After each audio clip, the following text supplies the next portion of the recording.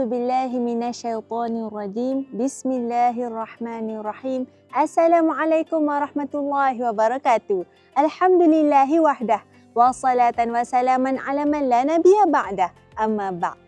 Bab ke-11 dalam kitab Katatib Al-Quran fi Tajwid Kalam Ar-Rahman membincangkan hukum berkaitan makharijul huruf, makhraj huruf, tempat-tempat keluar huruf. Dalam episod yang lepas, kita dah bincang panjang makhraj al-jawfu dan al-halqu. Dan dalam episod yang lepas juga, kita dah mula masuk bahagian makhraj al-lisan, lidah. Untuk al-lisan ini, terdapat 10 bahagian daripada makhraj al-lisan dan melibatkan 18 huruf yang keluar daripada makhraj al-lisan. Dalam episod yang lepas, kita dah bincang dah pangkal lidah. Ni makhraj khusus.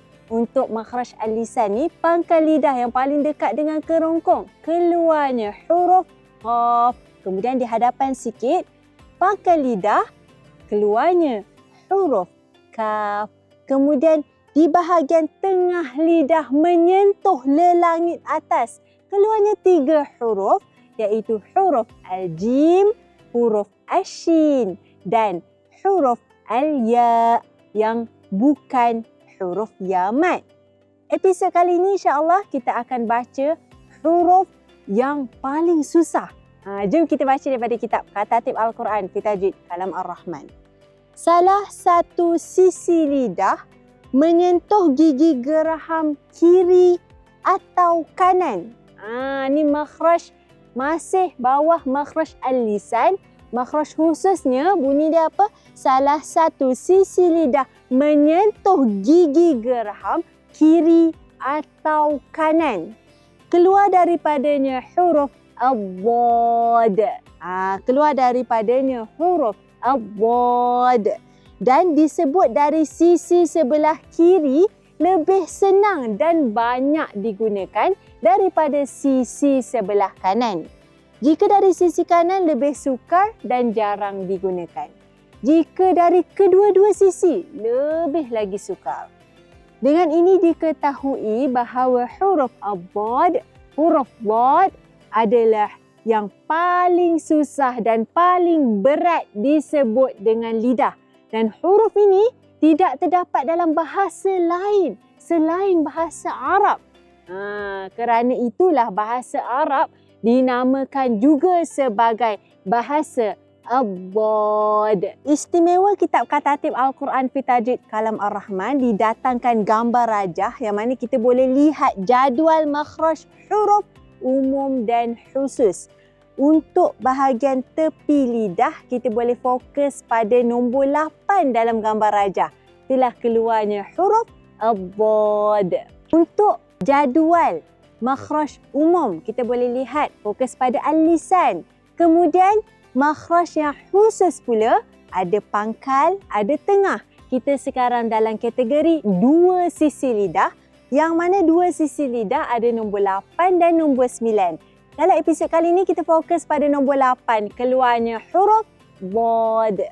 Jika kita buka halaman ke-109, kita boleh lihat nombor 6, makhraj dad. Salah satu tepi lidah atau kedua-duanya bersama dengan gigi geraham atas. Boleh fokus pada gambar rajah yang terdapat dalam kitab ini, Masya Allah. Kita boleh lihat sisi lidah menyentuh gigi geraham. Halaman seterusnya kita boleh lihat salah satu tepi lidah atau kedua-duanya bersama gigi geraham atas yang mana diwarnakan dengan warna kuning dan warna hijau. Untuk bahagian warna kuning, bahagian sentuhan tanpa tekanan, dan bahagian warna hijau, bahagian yang perlu ditekan. Macam mana kita nak tahu keluarnya satu huruf? Matikan huruf tersebut, tambah satu huruf sebelumnya atau tambah hamzah wasal. Contoh kita boleh rasakan sisi lidah menyentuh gigi geraham. Dan kita boleh lihat pada gambar rajah, bahagian yang perlu ditekan adalah bahagian sisi lidah, tekan pada gigi geraham. Untuk bahagian yang kuning tu bahagian sentuhan tanpa tekanan. Boleh cuba sebut dan rasakan lidah kita. Itulah makhraj huruf Dhad. Nantikan episod akan datang, kita akan bincang pula masih bahagian tepi sisi lidah. Itu keluarnya huruf lam dan huruf ra serta huruf nun. InsyaAllah kita akan bincang lebih lanjut, lebih panjang dalam episod akan datang. Perkongsian ini saya kongsikan daripada kitab Katatib Al-Quran fi Tajwid Kalam Ar-Rahman. Panduan lengkap ilmu tajwid. Bagi anda yang berhajat untuk dapatkan kitab istimewa ini, dapatkan di www.nashrulquran.com atau hubungi admin Akademi Nashrul Quran di 0167182825.